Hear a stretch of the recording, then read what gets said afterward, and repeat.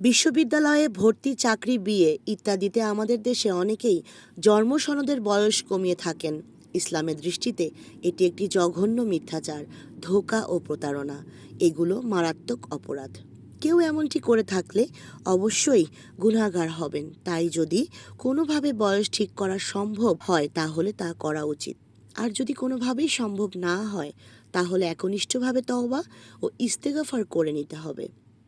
ইবনে মাসুদ রাদিয়াল্লাহু আনহু থেকে বর্ণিত, রাসূলুল্লাহ সাল্লাল্লাহু আলাইহি ওয়াসাল্লাম বলেছেন, নিশ্চয়ই সত্যবাদিতা পুণ্যের পথ দেখায়, আর পুণ্য জান্নাতের দিকে পথ নির্দেশনা করে। আর মানুষ সত্য কথা বলতে থাকে, শেষ পর্যন্ত আল্লাহর নিকট তাকে মহাসত্যবাদী রূপে লিপিবদ্ধ করা হয়। আর নিঃসন্দেহে মিথ্যাবাদিতা নির্লজ্জতা ও পাপাচারের দিকে নিয়ে যায়, আর পাপাচার জাহান্নামের দিকে নিয়ে যায়। আর মানুষ মিথ্যা বলতে থাকে, শেষ পর্যন্ত আল্লাহর কাছে তাকে মহা মিথ্যাবাদী রূপে লিপিবদ্ধ করা হয়। বুখারী ৬০৯৪, মুসলিম ২৬০৬। সাবরিনা শাহরিন, তরঙ্গ টিভি।